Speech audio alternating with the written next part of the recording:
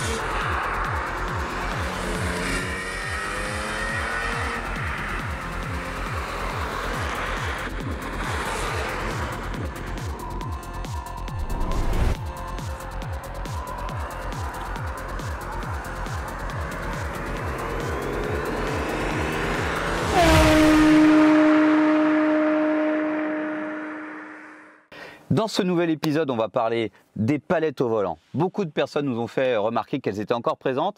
Je trouvais ça rigolo de les garder jusqu'au dernier moment. Promis, on les enlève. On va parler aussi du setup châssis puisqu'il est temps de régler cette voiture pour en profiter pleinement. Et quand je dis profiter, je pense qu'on va en profiter autant que vous en réalisant cette vidéo puisqu'une CSL boîte manuelle, c'est le rêve. Ces palettes, vous vouliez qu'on les enlève et c'est vrai que c'est hyper simple. Donc on aurait pu le faire dès le début, comme quoi on avait envie de faire durer le plaisir. On desserre cette vis, on l'extrait et là tout de suite on va se retrouver avec la palette qui saute puisqu'il y a le petit ressort de rappel qui est en contrainte. Donc on a enlevé la palette droite pour pouvoir actionner le rapport supplémentaire. Maintenant on va enlever le côté gauche, celui qui permet de rétrograder.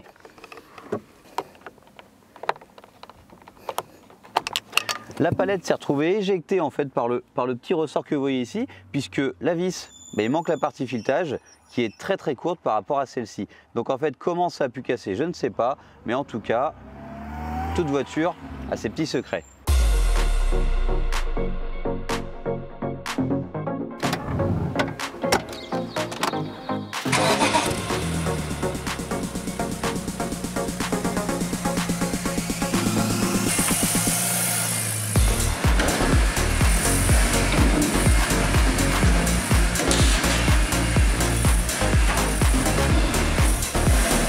L'intérieur et les détails, on va y revenir. Cette palette, on n'en a plus besoin. Passons à quelque chose de plus sérieux, le setup châssis.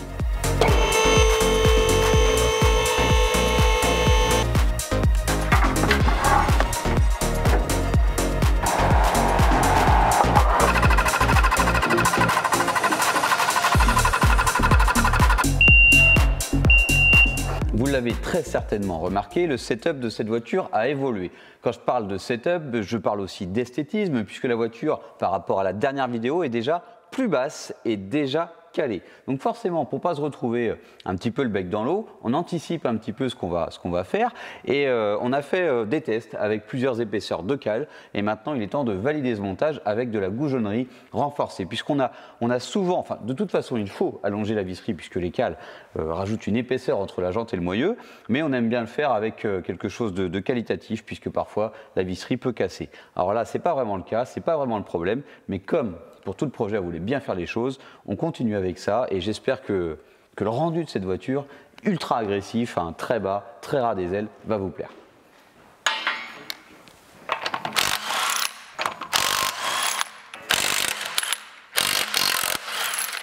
On parle de qualité avec ce goujon, mais on parle aussi d'esthétisme, je le répète, puisqu'on a choisi de la visserie noire, ce qui va être beaucoup plus sympa que ces vis qu'on avait montées provisoirement, qui sont grises et d'origine la visserie BM étant noire, on garde l'esprit.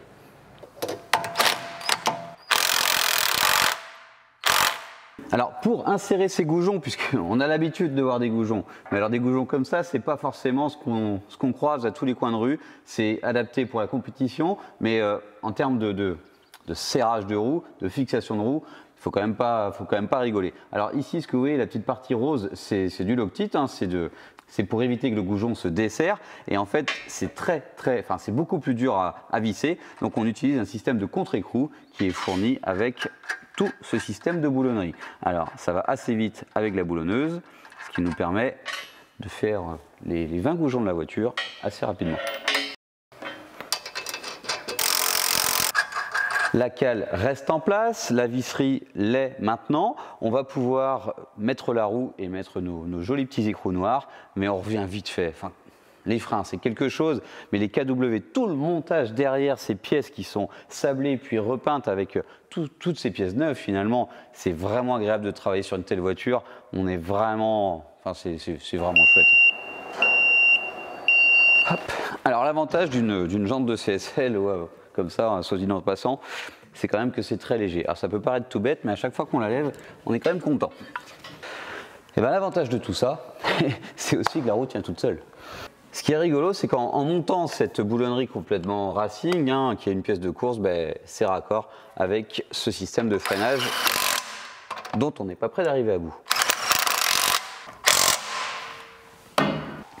À l'avant comme à l'arrière, nous avons mis une visserie renforcée, mais un petit peu plus longue, puisqu'à l'avant on a une cale de 20 mm, donc la visserie est un petit peu plus épaisse. Alors, passons à la géométrie. Vous le voyez, on a une petite ficelle pour faire notre réglage de parallélisme avant et arrière. Carrossage, on lui fait un setup de route, mais vous le voyez, elle est très basse, les roues ont beaucoup de carreaux, ce qui veut dire que c'est quand même assez agressif. Alors, je profite de ce moment pour vous parler de la géométrie, puisque souvent vous vous demandez pourquoi on le fait de cette manière. Nous avons essayé d'autres méthodes avec des bandes de géométrie 3D, mais on s'est rendu compte qu'il y avait des grosses erreurs. Quand on mesurait physiquement avec un outil un peu plus basique, on se rendait compte que la machine fait le boulot pour nous, mais avec des erreurs. Donc on reprend à la base. Il faut savoir que ce système, c'est celui de toutes les écuries de course. C'est vraiment, il n'y a pas d'autre méthode de faire sur un circuit une vraie géométrie. Ça prend plus de temps, mais on est sûr du résultat et c'est efficace.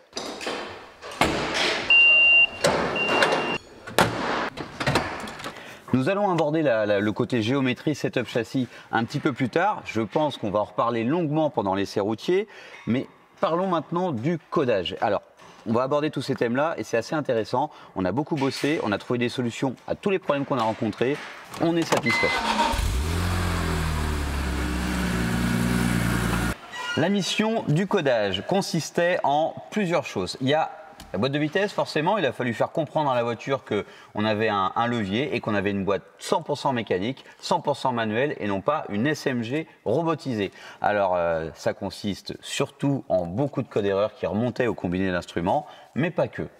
On connaît bien les BMW, mais là, j'avoue qu'on est rentré dans des phases de modification qu'on n'avait pas faites depuis longtemps. Donc, il a fallu recreuser un petit peu dans les vieux logiciels et les vieux câbles OBD. Donc, on le branche. Alors c'est tout bête, on s'en sert tout le temps de cette prise. Communiquons avec ce nouveau logiciel. Avec cet outil, on a pu communiquer avec tous les calculateurs d'habitacle, du moteur, et on a fait comprendre à la voiture, le truc super important, qu'elle est en transmission manuelle, donc en boîte manuelle. Et ça a été un sport, et on va vous montrer sur le combiné. On a réussi à éteindre pas mal de choses et à en faire fonctionner d'autres, puisqu'il y a aussi le côté RHD, LHD. Première chose, cet écran, quand la voiture a le volant à droite, elle pense que la porte conducteur, forcément c'est celle de droite. Donc on a codé ça pour que maintenant la porte conducteur soit bien celle de gauche. Ensuite on va passer sur ce deuxième écran, celui de la boîte SMG. Et ce qui aurait été bien, c'est de pouvoir vous montrer, mais toute le but de l'opération, c'était de faire en sorte qu'il soit éteint, et c'est le cas. Alors là, normalement, on a le rapport engagé, première, deuxième, jusqu'à la sixième, et la marche arrière, ainsi que le neutre. Donc maintenant, c'est éteint. Ici apparaissait une roue dentée, la fameuse roue dentée. Tous les gens qui ont eu une M3 46 l'ont souvent vu, enfin SMG, l'ont souvent vu allumée au moins une fois dans leur vie. Et là, on l'a éteint. Le truc, c'était de faire comprendre au calculateur moteur que la boîte était finalement manuelle. Chose super intéressante, cette voiture avait 70 000 miles approximativement. Aujourd'hui, on peut le voir, c'est en kilomètres, 128 134 km. Au-delà du fait d'avoir le kilométrage, c'est quand même sympa d'avoir tout le reste, les indications d'autonomie et de consommation en kilomètres également. Le calculateur moteur des M3 46 se situe juste ici. L'intérêt de communiquer avec ce dernier, c'est qu'il a fallu lui faire comprendre, la boîte manuelle, j'y reviens pas, mais aussi qu'on avait monté un couple court, puisque là-dessus, grosse modification, enfin une modification intéressante pour profiter pleinement de ce moteur avec sa nouvelle boîte de vitesse, un couple court en 3,91. Donc on a été dans l'ordinateur, cocher la case qui va bien pour lui informer de la présence de ce nouveau couple conique. D'ailleurs, la vidéo concernant la réfection du pont arrière, vous pouvez la retrouver au bout de mon doigt. J'ai oublié de vous dire que la CSL, on en a peut-être parlé dans les précédents épisodes, mais vous le voyez, on a pu se permettre d'être très bas et très proche de l'aile puisque les CSL ont une doublure d'aile différente des autres voitures. C'était prévu, BMW voulait que cette voiture aille sur la piste, donc on n'a pas de rebord d'aile à l'intérieur, on n'a pas été obligé de le plier ni de le couper comme certains le font, puisque là c'est vraiment très fin et ça nous permet vraiment de jouer avec les limites. Et en fait sur la piste, on herbe, grosse compression, on peut apercevoir des voitures avec de la fumée qui sort des ailes puisqu'en fait ça chauffe sur le pneu. J'espère que ça vous plaît puisque cette voiture est vraiment très belle, c'est un objet presque unique et on est fiers de l'avoir chez Breeze Motorsport. J'ai encore oublié quelque chose. Ici, un seuil de porte. Alors c'est symbolique mais voilà, 3 lettres, CSL, on va les changer. La voiture étant anglaise, son côté RHD lui a laissé quelques traces de la météo et des conditions là-bas en Angleterre. On va les remplacer.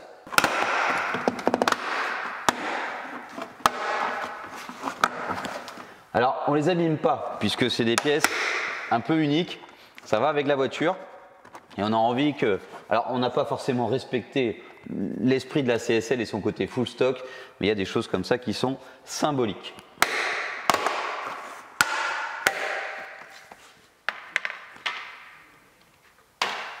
C'est pas grand chose, mais sur un projet aussi abouti, on voulait que ce soit quand même beaucoup plus propre puisqu'on sent que c'est passé sous le vernis et il y en a un petit peu partout, c'est pas très chouette. Alors le nouveau va être installé dans quelques instants, ça prend 2 minutes, c'est 5-6 clips, mais ça fait tout l'effet, ça fait de l'effet.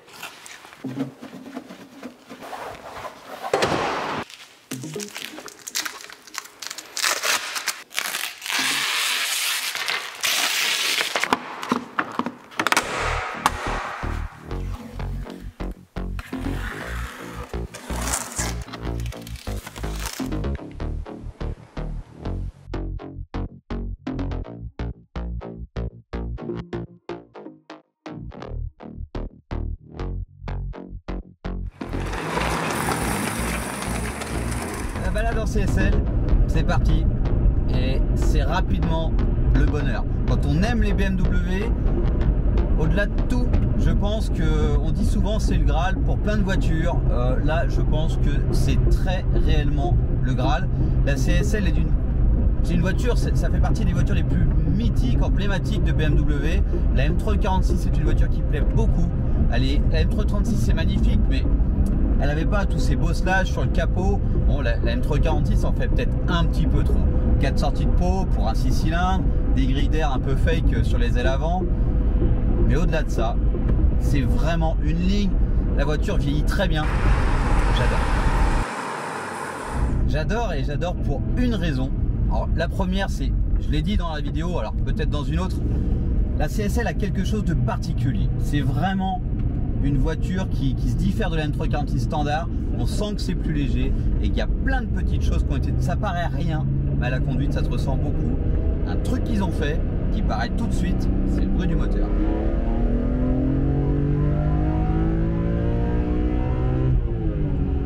« 7000 tours, avec un bruit, la boîte à air carbone, ça résonne. Et ça, c'est magique. On n'a même pas voulu toucher à la ligne d'échappement parce qu'on s'était dit que on valorise le moteur. On valorise vraiment l'admission et cette pièce en carbone qui n'est pas que jolie. Une CSL, ça marche fort. On sent que il y a plus de moteur. Il y a plus de châssis, il y a plus de moteur. Ils ont bien bossé chez BMW. On sent que... Et finalement, la boîte SMG gâchait presque tout. Maintenant, boîte manuelle. On a vraiment la plus belle M346 qui soit, avec un peu de châssis, même pas mal. On aurait pu en faire plus. Enfin, l'idée c'était déjà que ça plaise à notre client, puisque c'est la volonté de notre client de faire la voiture qui lui plaît. Est-ce que c'est raisonnable de faire un tel projet? Je ne sais pas. Mais en tout cas, si on a envie de se faire plaisir, on n'est pas toujours obligé de respecter les codes. Donc il fallait respecter la voiture, mais respecter l'envie de se faire plaisir derrière son volant. Et la personne qui doit le plus en profiter, c'est le propriétaire. Et il faut que ça corresponde à sa demande. Et c'est juste parfait. C'est avec le couple court, le châssis, puisque les KW, on a essayé une CSL il y a très peu de temps, il y a quelques mois, avec des V3. Ça avait déjà rendu la voiture géniale. L'idée c'était de faire de la route, du road trip, donc V3 top. Là, dans l'idée de vraiment taquiner, pourquoi pas un jour sur l'honneur, un track day occasionnel. Et le Club Sport n'empêche pas de rouler sur la route, donc vraiment c'est des voitures différentes les unes les autres de par les configurations que les clients choisissent de monter, mais à chaque fois on y trouve un intérêt puisqu'on s'est monté avec de la belle pièce et les amortisseurs KW apportent vraiment comparé à l'amortisseur d'origine de chez BMW qui est généralement de manière assez sur toutes les générations de BM, l'amortissement est quand même très perfectible. Je suis un petit peu nostalgique puisque on n'a pas pu vous faire partager le début de cette aventure. On s'était déplacé en Angleterre jusqu'au shuttle, jusqu'au tunnel sous la Manche pour aller chercher cette voiture. On a été la chercher, on l'a ramenée, pas par la route, hein, on l'avait transportée dans notre remorque fermée et il faisait à peu près le même temps qu'aujourd'hui. Forcément on était au bord de la mer comme aujourd'hui et ça fait un petit peu plus d'1 an et vraiment c'était prévu, hein, c'est quelque chose qu'on faisait à temps perdu et on s'est attaché à cette voiture. On s'attache souvent aux voitures qui rentrent au garage, mais alors là c'est l'objet est particulier et l'ambiance y est, c'est vraiment un moment sympa. Cette CSL elle accélère, mais ça on n'y est pour rien, mais par contre on l'a aidé à freiner et avec le freinage qu'on a monté ça freine très fort.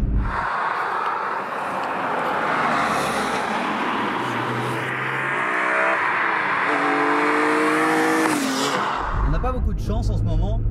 À chaque fois qu'on essaie une voiture, c'est plutôt humide ou carrément il pleut. Alors ce que j'aimerais, c'est que vous puissiez avoir toute l'amplitude de cette prise de régime de cette CSL avec le bruit du moteur. Alors on va essayer. On est en deuxième, ça motorise pas mal, mais quand même. Et là-dedans, il y a quand même l'ajout du couple court, quoi, du couple conique. Donc et avec ce rapport plus court, cette démultiplication plus adaptée au circuit mais également aux petites routes, et ben on se rend compte que on profite du couple également. Mais c'est pas ça que je voulais vous faire entendre. Allez, c'est parti. On passe la deuxième, un bout de ligne droite. On est à 2000 tours, 3000, ça glisse. Je voulais vous faire un petit essai, une Axel comme on dit, mais c'est raté. Même avec le PS4S, on manque de motricité.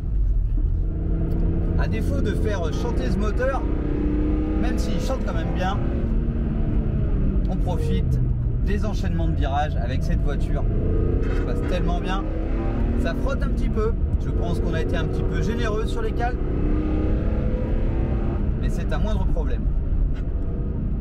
La direction, la précision de cette voiture est quand même assez exceptionnelle.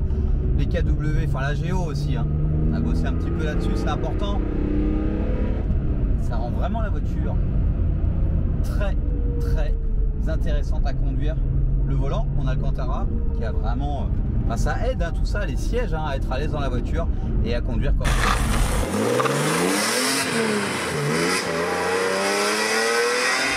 Bon, c'est dommage. Le fait que ce soit humide, on ne profite pas pleinement, mais ça permet d'aborder un sujet. L'anti-patinage, puisque la E46 c'est une voiture qui plaît beaucoup, mais je pense qu'on est au seuil d'une voiture moderne et qui devient malgré tout un classique de par ces années qui passent, et en ayant un anti-patinage quand même assez intéressant qui fonctionne correctement, et ben ça la rend vraiment hyper polyvalente. Et la CSL, ce qu'elle a en plus, ben c'est le M-Track. Le M-Track, pour une voiture de 2000, elle nous permet d'avoir une option plus ou moins permissive sur l'anti-patinage, et ça nous l'avons conservé avec cette transformation de boîte de vitesse et de passage de volant de droite à gauche, et c'est super important puisque justement sur des conditions qui sont celles d'aujourd'hui, et ben c'est juste génial, ça permet de s'amuser sans prendre de risques, et si on a envie d'en prendre un petit peu, on met en mode M-Track et ça devient encore un petit peu plus joueur, mais dans tous les cas ça rattrape, et c'est quand même cool de pouvoir profiter d'un tel objet, puisque oui, cette voiture est rare. Juste à côté de moi il y a une plaque avec marqué 422 unités sur sur l'Angleterre. C'est le nombre de voitures qui a été fabriqué pour ce pays. Et sur le monde, il n'y en a vraiment pas eu beaucoup. Alors je vais pas dire de bêtises, hein, c'est un petit peu plus que 1000 au total. Mais voilà, il y en a une, elle est chez nous. Maintenant les boîtes méca, sacrilège, pas sacrilège. Franchement, le plaisir. Et c'est ce qui compte. On s'en fiche hein, après de tout le reste quand on est derrière le volant. Le plaisir, voilà. Le plaisir de conduire une telle auto et de prendre son pied. Et d'avoir réussi à réaliser un projet. Alors je parle pour nous, effectivement, c'est très gratifiant, mais je pense que pour le propriétaire d'une telle voiture, d'avoir réussi à concrétiser ses envies, ses souhaits, c'est super important. Et je dirais même que c'est le plus important. Ce qui est impressionnant, c'est le couple court, je reviens là-dessus. On est tout le temps en 5e. Donc ce qui veut dire que ce serait pas très bien adapté à l'utilisation sur... je rappelle, hein, c'est un 3,91, c'est loin d'être très court. Hein, c'est pas non plus un 4,10, voire plus encore. Mais on est quand même tout le temps en 5, en 6 et ça se passe très bien. Et le gros du truc, c'est que ça évite de passer la 2. Puisque la 2, elle est un petit peu vers nous. C'est pas la vitesse la plus facile à passer. Et c'est quand même le gros avantage, surtout sur circuit.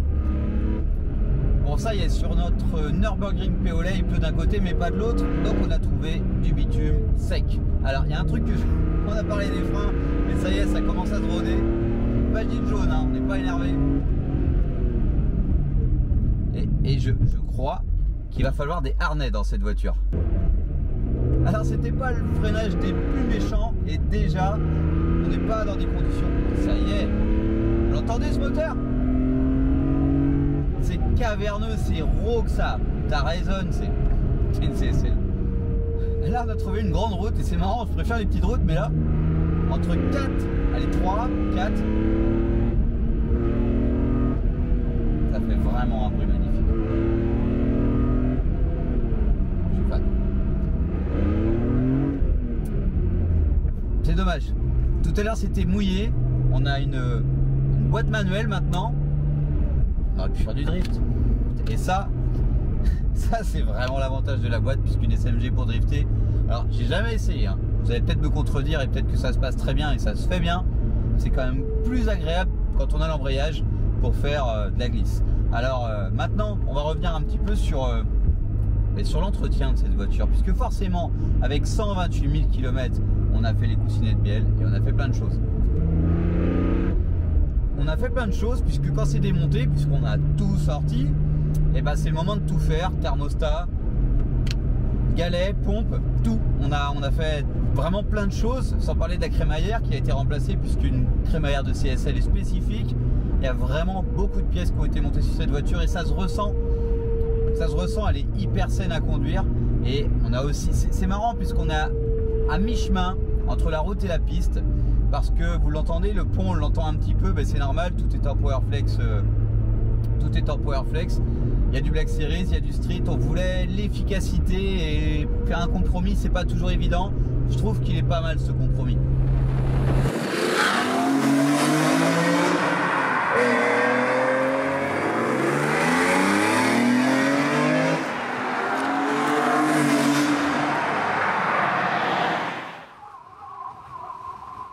Hier, nous avons terminé de nuit et il manque une dose de CSL. Ça goûte trop peu. Allez, c'est reparti.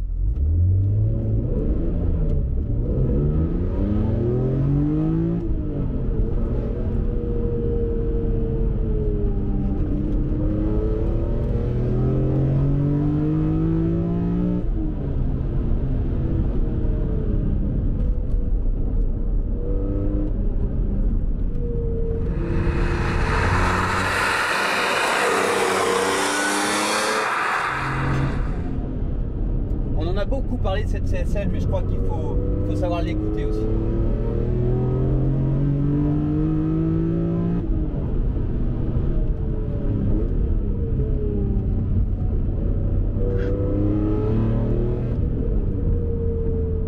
Je sais pas si vous allez mieux l'entendre là.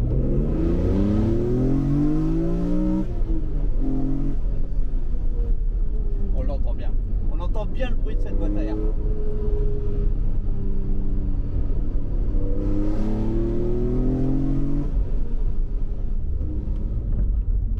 termine cette vidéo dans le Nürburgring Péolet. On est vraiment fiers et on remercie notre client pour ce magnifique projet.